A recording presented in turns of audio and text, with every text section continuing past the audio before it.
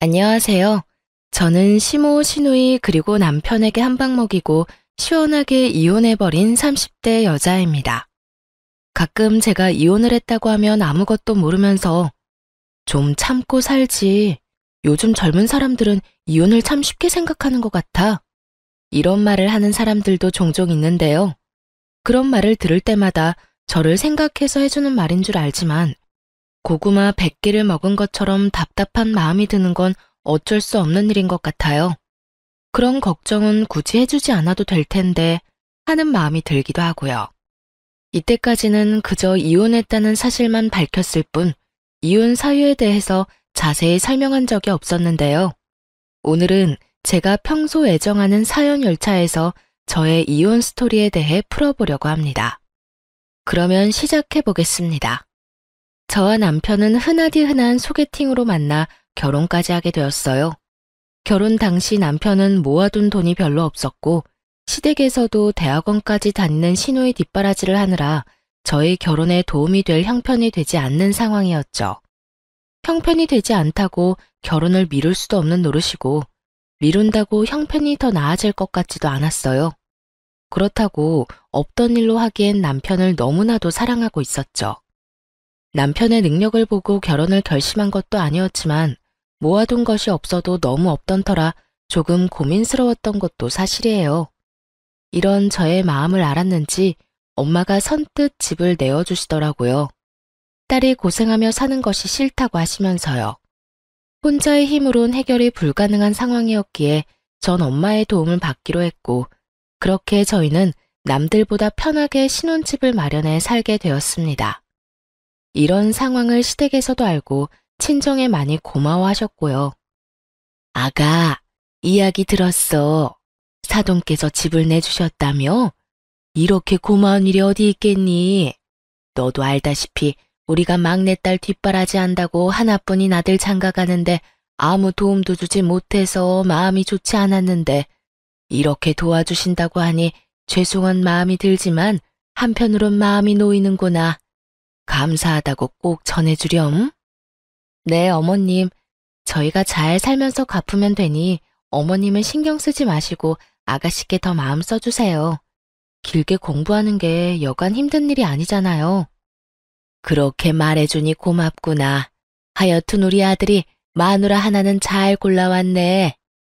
이런 시모였는데 화장실 들어갈 때 마음과 나올 때 마음이 다르다고 하잖아요. 어쩌면 사람이 그럴 수 있는 건지요. 친정에서 집을 받아 결혼할 때는 그렇게나 좋아하며 감사하더니 막상 결혼을 하고 나니 시모가 변하기 시작했어요. 자격지심도 그 정도면 병인데 엄마 집이니 엄마 명의로 두는 것이 당연한 건데도 시모는 저희가 사는 집이면 명의도 당연히 넘길 뿐만 아니라 제 명의도 아닌 공동 명의로 해줘야 하는 것이 아니냐며 딴지를 걸기 시작했어요. 10원짜리 하나 보탠 적도 없는 친정엄마 집을 두고 말이죠. 예, 너 혹시 우리 아들 기 죽이고 그러는 거 아니지? 네? 제가 왜 제 남편 기를 죽여요, 어머님?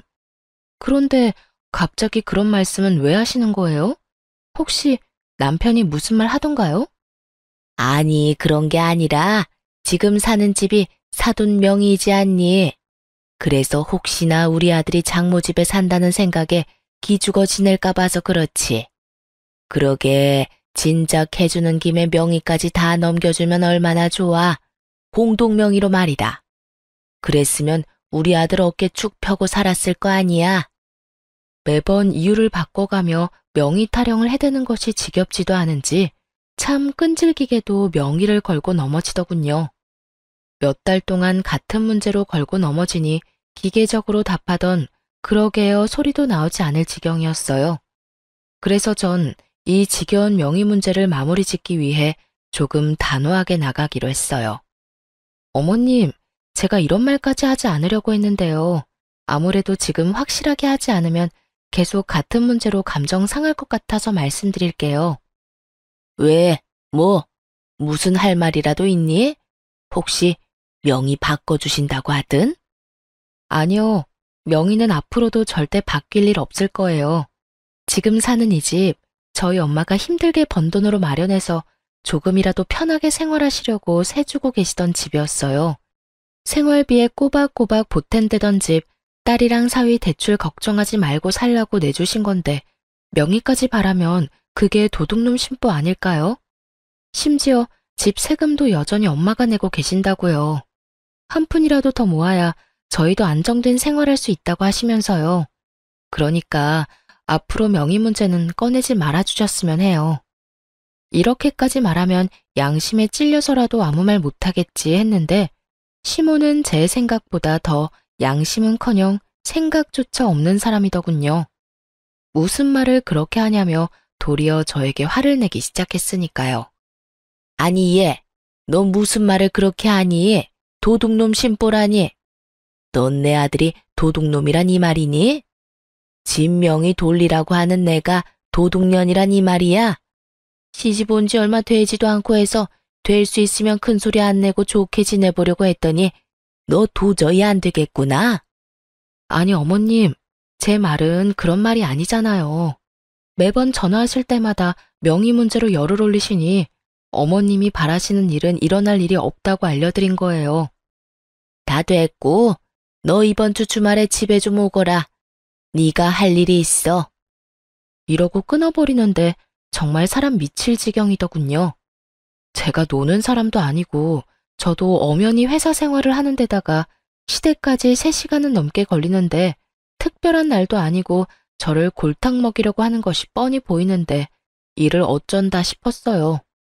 저는 하는 수 없이 남편에게 이러한 사실들을 털어놓으며 남편에게 도움을 구하기로 했죠.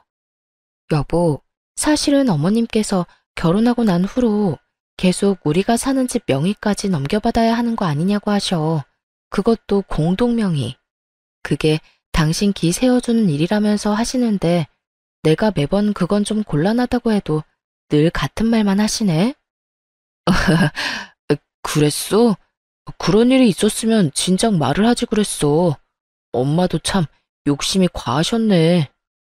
당신 걱정되는 마음에 그렇게 말씀하시는 거 알겠는데 이번에 또 전화와서 그러시길래 그건 안 되는 일이라고 좀 단호하게 말했더니 주말에 집에 오라고 하시더라고. 할 일이 있다면서. 어떻게 하지? 어떻게 하긴 뭘 어떻게 해. 가면 혼은 혼대로 나고 일은 일대로 할 게 뻔한데. 가지마. 내가 엄마한테 전화해서 일 있다고 잘 말할게. 당신 회사에 중요한 일 맞아서 주말에도 일 나간다고 하면 돼. 그러면서 당신이 요즘 나한테 여러모로 신경 많이 써준다고 슬쩍 흘리면 엄마도 마음 풀릴 테니까 너무 걱정하지 마. 고마워. 고맙긴 내가 미안하지. 엄마가 괜히 당신 귀찮게 해서 앞으로 그런 말 안 나오게 내가 잘 말해볼게. 이때까진 남의 편이 아닌 제 편이었던 남편은 호언장담한 대로 시모를 잘 구워 삶은 모양이었어요. 다음날 시모에게서 다정한 목소리로 주말에 바쁘면 굳이 오지 않아도 된다는 전화를 받았거든요. 이로써 더는 시댁 일로 신경 쓸 일이 없겠거니 했는데 글쎄 더 큰 문제가 저를 기다리고 있더군요. 그건 바로 시누이였어요. 시누이는 철딱서니가 없어도 그렇게 없을 수가 없었는데 가끔 시댁에 갈 때마다 제가 본 시누이의 모습은 저희가 오든 가든 인사도 하지 않는 것은 기본이었고 방에서 온종일 뭘 하는 것인지 방은 엉망진창 그런 난리도 또 없더군요. 그런 인간이 집안일을 돕는 일은 전혀 없었고 식사 자리도 가장 늦게 나와 밥만 딱 먹고선 제 밥그릇 한번 치우는 법이 없더군요. 본인 행동은 그따위로 굴면서 입만 열면 하는 말은 가관이었어요. 언니, 엄마한테 들었는데 생전 엄마한테 전화 한 통 안 한다면서요? 며느리로서 적어도 일주일에 한 번은 시어머니한테 연락해야 하는 거 아니에요? 도리 몰라요, 도리? 적어도 도리는 지키면서 삽시다, 우리. 그거야 제가 연락드리기 전에 어머님이 전화를 주시니까 굳이 제가 할 필요가 없어서요.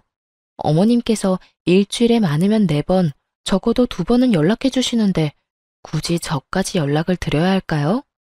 아무리 그래도 엄마가 먼저 하는 거랑 언니가 먼저 하는 거랑 느낌이 다르잖아요.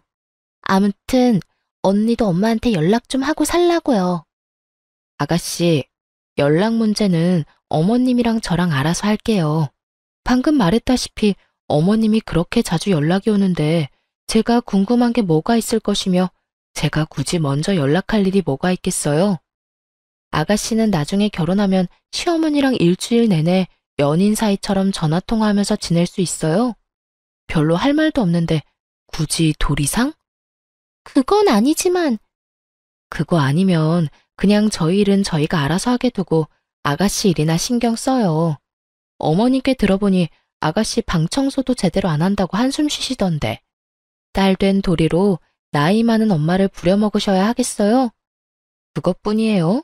매번 올 때마다 밥그릇 한 번 치우는 모습을 본 적도 없고 자기가 먹은 밥그릇 설거지통에 담는 게 힘든 일은 아니지 않나요? 전 진정한 도리가 무엇인지 시누이에게 알려주었고 제 말에 시누이는 입을 꼭 다물고 그저 저를 노려보다 방으로 들어가 버리더군요. 본인이나 잘하지 어디서 도리 운운하며 시누이 노릇이나 하려고 드는 건지 어이마저 없는 지경이었어요. 더 어이없는 건 이런 시누이에게 오냐오냐 하는 남편의 태도였어요. 여동생이 정신을 못 차리고 버릇없이 굴면 남편이라도 나서서 한 소리 해야 할 텐데 이래도 최고 저래도 최고. 남편은 그저 여동생이 죽으라면 죽는 신용까지라도 할 태세였습니다. 그러던 어느 날 일이 터지고야 말았어요. 여보, 제발 정신 좀 차려. 많이 양보해서 아버님, 어머님이 막내딸 예뻐하는 거 그러려니 한다 치자. 그런데 당신은 도대체 왜 그래? 왜 동생 일이라면 나사 하나 빠진 사람처럼 무조건 다 오케이냐고. 내가 뭘 또 그렇게까지 했다고 그래? 당신이 너무 예민하게 구는 거 아니야? 예민? 아가씨가 우리 엄마한테 째째하다고 말할 처지나 된다고 생각해? 그럴 말할 입장이냐고. 우리 엄마가 이 집 우리 살게 해준 것만 해도 감사할 상황에 뭐? 그까지 집 명의 넘겨주는 게 뭐가 대수라고 째째하게 집 깔고 앉아서 집 있는 유세 부리냐고? 그게 나이도 어린 아가씨가 할 말이야? 네, 맞아요. 시누이는 저와 남편이 있는 자리에서 저딴 말들을 아무렇지 않게 짓거렸고 그런 시누이의 말에 시부모들은 물론 남편마저 고개를 끄덕이며 동조하고 앉았더군요. 이미 시모와도 다 끝난 문제였고 하물며 남편 놈도 그런 시모가 심했다고 해놓고선 막상 시누이가 이야기를 꺼내니 시누 말이 다 맞다며 고개를 끄덕이는 꼴이라니 집으로 돌아오는 길에 너무 화가 나 남편에게 따져 묻게 된 것이었죠. 제가 이렇게 따지면 사과라도 하겠지 싶었는데 남편 놈이 뭐라는 줄 아세요? 올바른 말 하는데 나이가 무슨 상관이야? 말이야 바른 말이라고. 오늘 지연이가 하는 말 들어보니 틀린 말 하나 없던데 뭘. 지연이 말처럼 장모님이 이왕 집 내주신 김에 명의도 같이 내주셨으면 얼마나 좋아. 당신도 내신 명의까지 넘겨주실 거라 바랬던 거 다 알아. 이러는 거 있죠? 그전까진 시모의 과한 욕심이라고 하던 사람은 어디로 갔는지 여동생이 그딴 식으로 한 말을 옹호라고 나서는 꼴이라니. 남편의 말을 듣는 순간 전 머리끝까지 화가 치솟아 올랐고 그야말로 남편을 쥐잡듯 잡아버렸습니다. 알긴 뭘 알아. 내가 당신이랑 당신 집 같은 줄 알아? 어떻게 사람들이 양심이 없어? 새 한 푼 내지 않고 우리 엄마 집에서 살면서 뭐? 이젠 명의까지 내놓으라고? 거기에다 째째해? 당신은 다를 줄 알았는데 뭐가 어쩌고 저째? 이럴 줄 알았으면 엄마가 집 들어가서 그냥 살라고 할 때 반대하는 거였어. 아니다. 지금이라도 늦지 않았네. 우리 이사 나가. 이사 나가서 대출을 껴서 집을 사든 월세살이를 하든 그렇게 하자고. 난 더는 우리 엄마한테 감사하기는커녕 명의까지 탐내는 당신이랑 우리 엄마 집에서 못 살아. 제 말에서 깊은 분노를 느낀 남편은 서둘러 그런 뜻이 아니었다며 저를 달래기 시작했고 집에 도착할 때까지 전 한마디도 하지 않았어요. 화가 너무 난 상태였던지라 입을 여는 순간 이혼이라는 말이 나올 것만 같았거든요. 그 후론 남편이나 시댁에서나 명의 이야기는 꺼내는 일이 없었고 저는 최선을 다해 시댁 식구와의 만남을 피하며 지내고 있었습니다. 만날 때마다 기분만 상할 뿐더러 기운만 뺏기니 아무리 시댁 식구라 한들 만나고 싶지 않은 마음이 컸으니까요. 남편 역시 이런 제 마음을 알았는지 굳이 시댁 식구들과 저를 엮지 않고 지내며 가족들이 생각나거나 보고 싶은 날엔 혼자 다녀오곤 하더군요. 지금 생각하면 정말 시댁에 간 건 맞았나 싶긴 하지만요. 하여튼 그렇게 저에겐 평화롭던 어느 날 남편이 제 눈치를 살피는가 싶더니 어렵게 이야기를 꺼내놓더라고요. 여보, 저기 할 말이 있는데 시간 있어? 무슨 말이길래 이렇게 뜸을 들여? 왜? 무슨 일 있어? 그게 다른 게 아니라 지연이가 서울에 온다네? 며칠 지내고 간다나 봐. 아가씨가? 왜? 며칠이나? 한 3일 정도? 놀러 오는 게 아니라 취업 때문에 여기저기 자리 알아본다고 올라온다는데 우리 집에서 좀 지내면 안 돼? 평소 시누이가 집에서 어떤 꼴로 지내는지 뻔히 아는데 저희 집에 들일 순 없는 노릇이었죠. 하물며 서로 앙금도 남아있던 터라 더욱 집에서 지내게 하고 싶진 않더라고요. 누군 고작 3일이라고 할 수도 있겠지만 저에겐 그 3일이 지옥 같을 것이라 믿어 의심치 않았기에 저는 고민할 것도 없이 남편에게 이렇게 말했어요. 당신도 알지? 그때 일로 아가씨나 나나 아직 앙금 남아있는 거. 거기에다 그때 아가씨 그 말 때문에 우리 크게 싸우기까지 했었어. 그런데 우리 집에 아가씨를 3일이나 지내게 하자고? 난 싫어. 절대 싫어. 그리고 아가씨 자기 손으로 뭐 하나 할 줄 아는 것도 없잖아. 나보고 회사 일에 당신 뒷바라지 하는 것도 모자라 아가씨 뒷바라지까지 하라고? 아, 싫어. 여러모로 다 싫어. 그러면 어떻게 해? 서울에 친구도 없다는데. 그러지 말고 당신이 이번 한 번만 양보해줘. 한 번이 2번 되고 2번이 3번 되는 법이야. 난 싫으니까 정 안 되겠으면 호텔이라도 보내든가. 아마 모르긴 몰라도 아가씨는 우리 집보다 호텔이 더 좋다고 할 거다. 왜? 사진 찍어서 인스타 올리고 이런 거 좀 좋아해? 그런가? 하긴 그럴 수도 있겠네. 괜히 우리 집 와서 당신하고 또 싸우기라도 하면 생각만 해도 피곤하다. 그러면 나 지연이 호텔비 결제해 줄 테니까 결제 내역에 호텔 있어도 괜한 오해하지 마. 알겠어. 오해 같은 거 절대 안 할 테니까 집으로나 데리고 오지 마. 그렇게 시누이는 3일 동안 호텔에서 지내게 되었고 저의 예상대로 시누이는 섭섭해하기는커녕 호텔에서 지내는 3일 동안 아주 만족하며 지냈다고 하더군요. 하긴 돈이 얼만데 싫다고 할 수 있겠어요.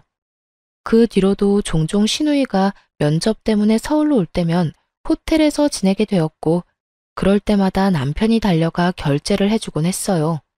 생각보다 그 지출이 커 아까운 마음이 없었던 건 아니었지만 집으로 데리고 와 서로 얼굴 붉히고 괜한 에너지 쏟는 것보단 나은 것이라 생각했기에 그저 지켜만 보고 있었죠. 그런데 아무리 취업 때문이라고는 하지만 시누이가 너무 자주 올라온다는 생각을 지울 수가 없더라고요. 처음엔 결제만 해주고 오던 남편도 시누이가 오는 날엔 함께 저녁을 먹는다며 늦기 시작하더니 어느 순간부턴 함께 면접 준비를 한다며 외박을 하는 날도 종종 생기더군요. 그날 역시 그런 날이었어요. 여보, 오늘 지연이 오는 거 알지? 매번 면접에서 떨어지고 지연이가 요즘 힘들어해. 그래서 하는 말인데 오늘도 지연이랑 있으면서 면접 연습 좀 하려고. 그러면 오늘도 안 들어오는 거야? 아마도. 될 수 있으면 늦게라도 오겠지만 혹시 모르는 일이니까 기다리지 마. 알겠지? 고생해. 괜히 아가씨 호텔로 보냈나? 집에서 지냈으면 당신이 이렇게까지 고생 안 해도 되는 건데. 아니야. 당신 말대로 집에서 지냈으면 내가 더 힘들었겠다 싶기도 해. 당신이랑 지연이 서로 안 맞는 건 사실이잖아. 나도 지연이랑 당신이랑 다투기라도 하면 무턱대고 당신 편을 들 수도 없고 호텔에서 지내는 게 여러모로 좋은 결정이었어. 그러니까 그런 신경 쓰지 말고 퇴근하고 와서 푹 쉬어. 알겠어. 조금 미안하더군요. 남편의 외박이 잦아지며 쎄한 기분이 들었는데 저렇게까지 저를 신경 써주고 있었다니 괜히 미안한 마음이 들기도 하더라고요. 그런 마음이 들자 그래도 시누이가 취업 좀 해보겠다고 서울까지 와서 저 고생을 하는데 언니라는 사람이 마냥 손 놓고 있는 것도 좀 아니란 생각도 들었고요. 그래서 전 퇴근 후 호텔로 찾아가게 되었습니다. 평소 남편이 시누이가 올 때마다 결제해주던 호텔을 알고 있었던 터라 호텔로 찾아가 남편에게 전화를 걸었지만 전화를 받지 않더라고요. 바쁜가 하는 마음에 시누이에게 전화를 걸려는 순간 남편의 뒤통수가 보이더군요. 시누이가 아닌 낯선 여자와 끌어안다시피 어깨동무를 하고 걸어가고 있는 남편의 뒤통수가요.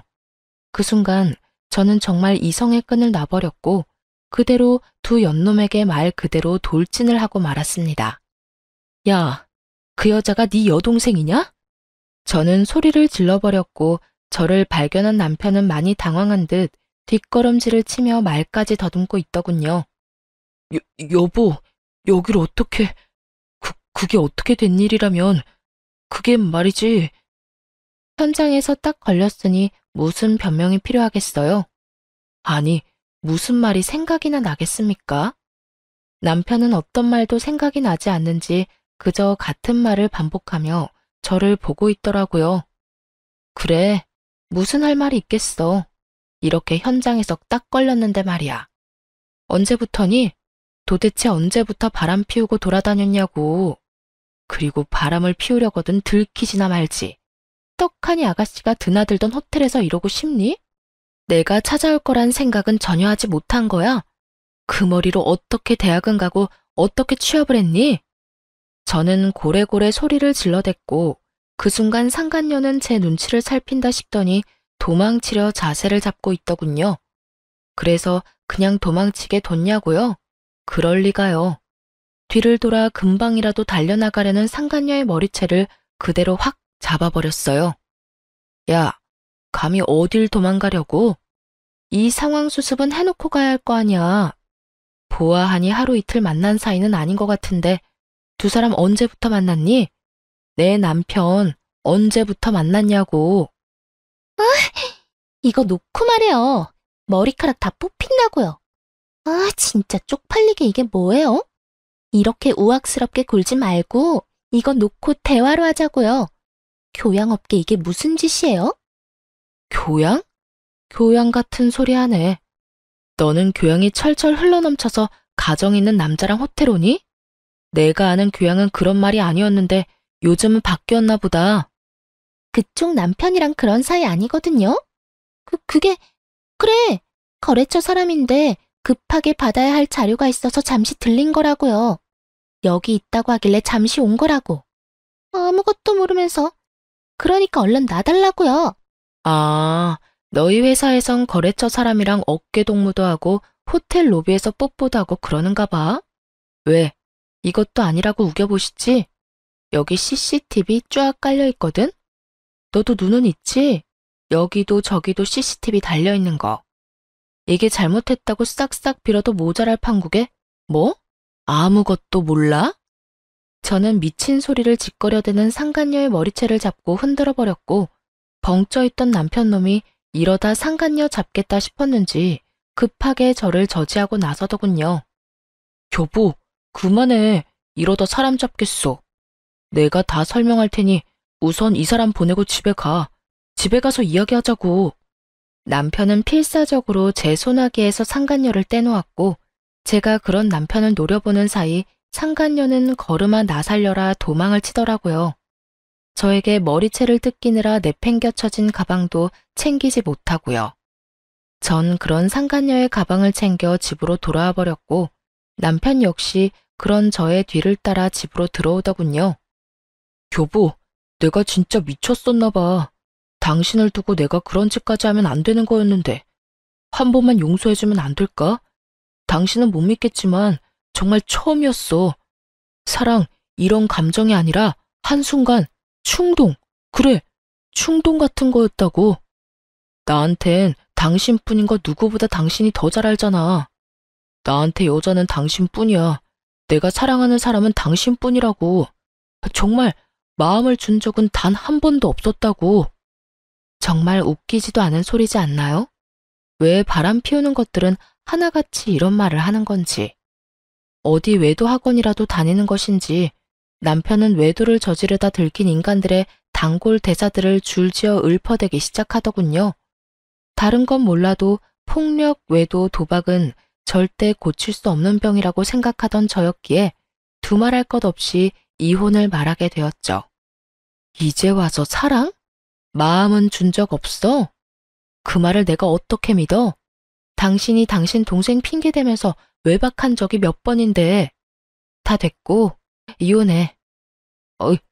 이혼이라니. 어떻게 이런 일 한 번 있었다고 이혼하자는 말을 할 수가 있어? 넌 바람 피운 게 이런 일이라고 가볍게 이야기할 일이니? 넌 그런 줄 몰라도 난 아니야. 난 다른 건 몰라도 바람, 폭력, 도박은 절대 고칠 수 없는 병이라고 생각하는 사람이고, 당신한테도 이런 내 생각은 연애할 때부터 끊임없이 말했던 바야. 그렇게까지 했는데도 불구하고 당신이 이딴 짓까지 했을 땐 당연히 이혼 정도는 각오했어야지. 저는 단호했고 이런 저의 단호한 태도에 남편은 한 발 물러서더라고요. 물러설 수밖에 없었죠.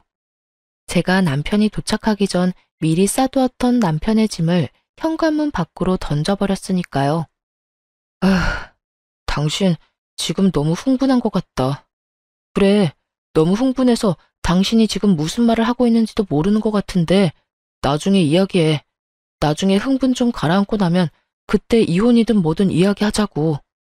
이렇게 말한 남편은 집을 나가버렸고, 그런 남편의 뒷모습을 보며 정말 배신감에 치가 떨리는 기분이 무엇인지 알 것 같더군요. 잠깐이라도 저딴 인간한테 미안함을 느낀 제가 한심스럽기도 하고, 왜 단 한 번도 저런 남편을 의심하지 못했을까 하는 마음이 들기도 하고요. 하긴 여동생 핑계로 그것도 다른 것도 아닌 취업을 앞세워 외도를 저지르고 있었으니 의심을 할 수도 없는 상황이었죠. 거기에다 시누이가 정말 올라온 적도 있었고, 그런 시누이라면 벌벌 떠는 남편이었으니 꿈에도 생각하지 못했던 것입니다. 그렇게 남편에 대한 원망과 스스로에 대한 한탄으로 치를 떨고 있는데, 집에서 나간 지 5분도 되지 않은 남편에게서 전화가 오더군요. 제 휴대전화가 아닌 상간녀가 미처 챙기지 못한 가방 안에 들어있던 상간녀의 휴대전화로요. 하트만 5개인 이름이 뜨고 전 직감적으로 남편임을 알았고, 전 전화를 받아 아무 말도 하지 않고 있었어요. 제가 아무 말도 하지 않자 남편은 화가 난 상간녀가 아무 말도 하지 않고 있다고 생각했는지 혼자 말을 쏟아내기 시작하더군요. 자기야, 화 많이 났어? 왜 아무 말도 안 해? 그래. 나 같아도 화 많이 났을 것 같아. 미안해. 내가 좀 더 조심했어야 했는데 갑자기 그렇게 찾아올지 꿈에도 몰랐어. 나 집에서 쫓겨났다? 이혼하자네. 눈 하나 깜짝하지 않고 이혼하자는데 어쩌면 그렇게 독한지. 하긴 그 여자가 독한 구석이 있어. 내가 말했었지? 그 여자 독하다고. 차라리 잘 됐어. 내가 빨리 정리할 테니까 자기가 늘 원하던 대로 우리 같이 살자. 나 이제 자기뿐이야. 내가 그 여자랑 정리만 깔끔하게 되고 나면 자기한테 잘할게. 우선 이혼 전까진 우리 거리를 좀 두면서 지내야 할 것 같아. 이 여자 지금 눈이 완전 뒤집혀서 무슨 짓까지 할지 예상이 안 돼. 혹시나 회사 찾아와서 난리라도 부리면 우리 둘 다 무사히 회사 생활하는 건 힘들 거야. 내가 끝까지 이혼은 안 된다고 하면서 이 여자 마음 달래면 이혼은 하더라도 회사까진 찾아오지 않을 거야. 그렇게까지 치사하게 굴려자는 아니거든. 하여튼 지금도 당장 자기한테 가고 싶은데 혹시나 사람 붙였을 수도 있어서 못 가. 그러니까 너무 섭섭해하지 말고 많이 놀라고 화났을 텐데 진정 좀 하고 쉬어. 그럼 끊을게. 사랑해 자기야. 난 자기밖에 없어. 끝까지 절절한 남편의 고백을 듣고 있자니 덜덜덜 떨리던 치가 촥 가라앉는 느낌이 들더군요. 머리가 확 맑아졌다고나 할까요? 배신감에 마비되었던 이성이 제자리를 찾으며 정신이 또렷해졌어요. 전 상간녀의 가방을 살펴보기 시작했고 남편의 회사명이 찍힌 볼펜부터 물티슈까지 나오더군요. 남편의 말과 회사명이 찍힌 물건들을 보아하니 상간녀는 절대 거래처 사람이 아닌 같은 회사 동료일 거란 확신을 하게 되었어요. 다음 날 전 상간녀의 가방을 챙겨 남편의 회사로 갔고, 아니나 다를까 저의 확신처럼 남편 대신 상간녀가 남편의 부서에서 저를 반겨주더군요.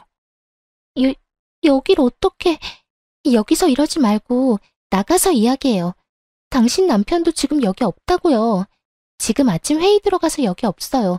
그러니까 나가서 이야기하자고요. 저를 본 상간녀는 저를 잡아 끌며 속삭이기 시작했고, 전 그런 상간녀의 팔을 뿌리치며 큰 소리를 내며 말했어요. 어제 머리채 잡힌 거로는 부족했어? 어디서 감히 내 몸에 손을 대? 왜? 오늘은 뺨이라도 한 대 때려줘?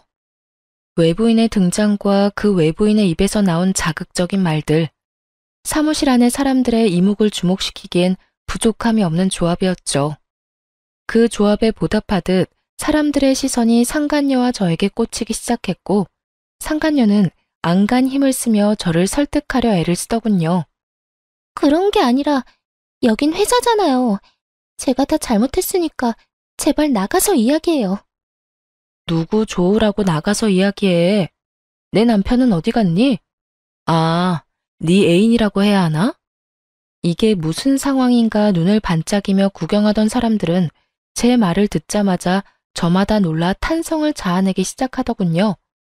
손가락질하며 그럴 줄 알았다 하는 사람들도 있었고요. 이보세요. 이것도 엄연히 명예훼손인 거 알고 있어요? 경찰에 신고하기 전에 당장 나가요. 나가서 이야기를 나누든 뺨을 때리든 나가서 하자고요.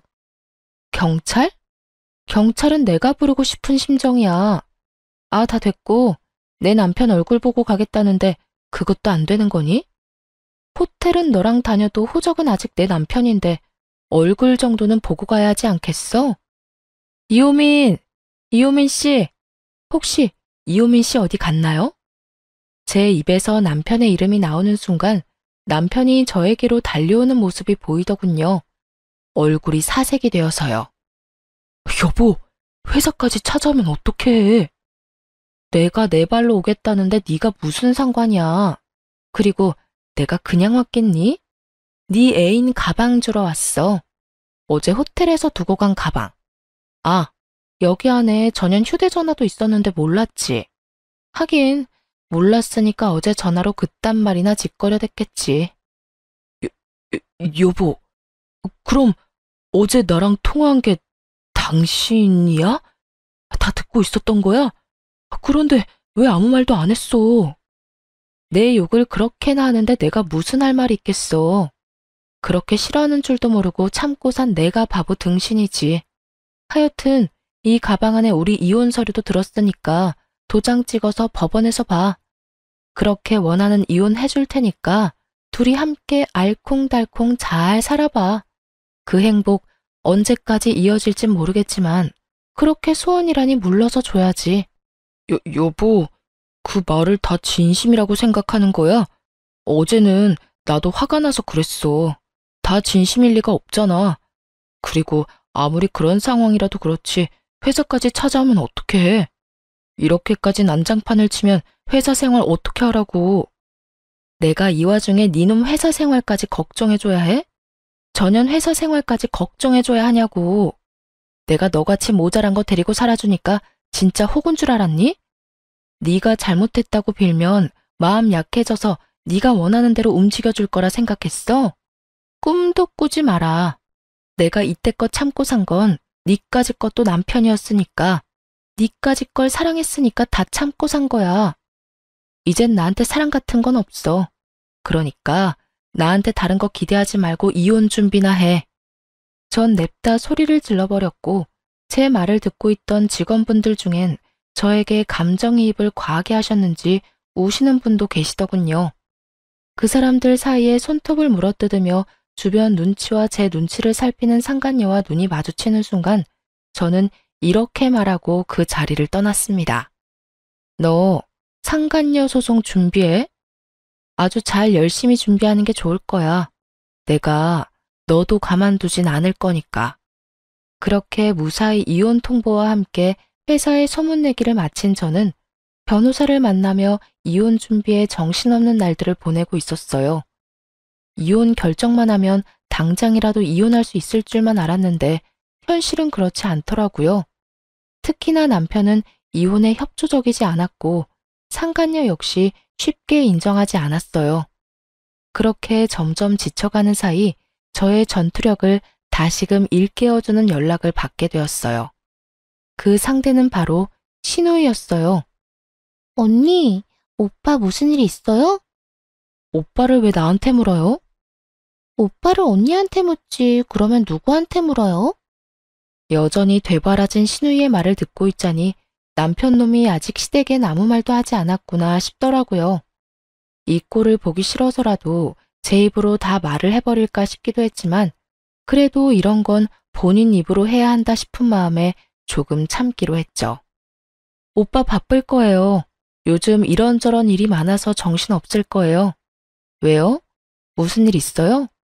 급한 일이면 회사로 전화해 보든가요. 급하긴 한데 회사까지 연락할 일은 아니고, 그냥 언니한테 말할게요. 저 드디어 취업이 됐는데 오빠 집이랑 가깝더라고요. 한 번에 가는 교통편도 있고. 그래서 말인데 저 따로 지낼 곳 구할 때까지 오빠 집에서 지내도 되죠? 한 달 정도면 되지 않을까 싶은데. 역시는 역시다 싶더군요.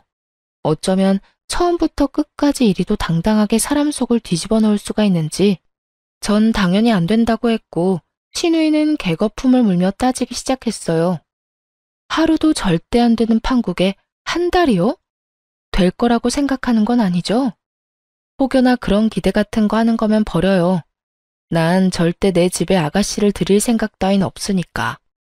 그러니까 받을 때까지 오빠한테 전화해서 그 잘난 아가씨 오빠랑 상의해요. 애먼 사람 괴롭힘을 생각하지 말고. 말 진짜 섭섭하게 하네. 언니, 오빠만 가족이에요? 언니도 엄연히 저랑 가족이잖아요. 이럴 땐 가족끼리 발벗고 서로 돕고 사는 게 도리라고요. 평소에 저를 언니 취급이라도 해줬으면 몰라 저만 봤다 하면 지나가는 개만도 못한 취급을 하던 신우이가 저딴 말을 짓거려대니 그것 참 어이가 없어 웃음이 다 나오더군요. 그 와중에 또 도리 어쩌고 하는 꼴이 잠시 사그라들었던 저의 복수 의지를 불태우기도 했고요. 이 골빈 신우이를 어떻게 해야 하나 고민하는데 저의 고민을 덜어주려는 듯 신우이가 친히 해결책을 내놓더군요. 언니, 다 됐고 언니가 그렇게 싫다고 하니 그냥 호텔로 갈게요. 매번 지내던 호텔 알죠? 거기서 한 달 지내면서 집 알아보면 되겠네. 호텔이요? 한 달? 그 돈이 얼만 줄이나 알아요? 한두 푼도 아니고 괜찮겠어요? 호텔비? 그건 언니가 줄 거잖아요. 집에도 못 오게 했으면 적어도 비용이라도 지원해줘야 하는 게 도리 아니에요? 호텔도 처음엔 혼자 있으려니 무섭기도 하고 그랬는데 생각해보니까 언니 집보단 호텔이 더 편할 것 같아요. 청소해줘, 밥 줘. 무엇보다 돈이 비싸서 그런가? 침대가 너무 좋은 거 있죠? 대단하지 않나요? 저한테 돈을 맡겨둔 것도 아니고 어쩌면 이리도 당당하게 지원이라는 말을 쓸 수가 있는 것인지 심지어 지원해줄 사람은 지원할 생각도 한 적이 없는데 말이죠. 여기까지만 해도 어이가 없는데 신우이는 쉬지 않고 그 다음 계획을 털어놓고 있더라고요. 집도 사실은 받은 집이 있긴 한데 보증금이 비싸서 그렇지 월세는 꽤 괜찮더라고요. 그냥 거기로 계약할까 싶은데 언니가 보증금은 도와줄 거죠? 1,000만 원 정도면 될 것 같아요. 가족 좋은 게 뭐예요? 이럴 때 돕고 살아야 하지 않겠어요? 언니 시집 올 때 나한테 해준 거 아무것도 없으니까 그걸로 퉁칠게요. 그럼 언니만 믿고 계약해요. 이러고 전화를 뚝 끊어버리더군요. 그 예의란 밥 말아먹은 전화 예절이 이럴 땐 참 고맙더라고요. 통화가 조금만 더 길어졌다간 이혼 소송 중이란 말을 털어놓으며 나와는 상관없는 일이니 다신 이런 일로 전화하지 말란 말을 하기 직전이었으니까요. 그렇게 전 신우이가 제 무덤 스스로 파는 짓거리를 방치한 채 이혼을 성공리해하게 되었습니다. 결혼하며 쓴 돈들은 거의 회수하고도 남을 위자료와 상간녀에게까지 위자료를 받고 이혼하게 된 것이죠. 그 정도 위자료까진 기대하지 않았는데 다 출중한 변호사분 덕분이었죠. 두 사람은 회사에서 권고사직을 당한 상태로 보였고 계획대로 되는 일이 없자 사이도 틀어진 것 같더라고요. 이게 다 너 때문이야. 이게 왜 나 때문이야? 다 네 놈 때문이지. 유부남이면 유부남답게 행동했어야지. 내가 뭘 어쨌다고. 그렇게 말하는 너야말로 나 유부남인 거 다 알면서 나한테 꼬리쳤잖아. 말술을 마시면서 맥주 한 잔 먹고 어지럽다고 하질 않나. 호텔 구경을 하고 싶다고 하질 않나. 내가 미쳤지.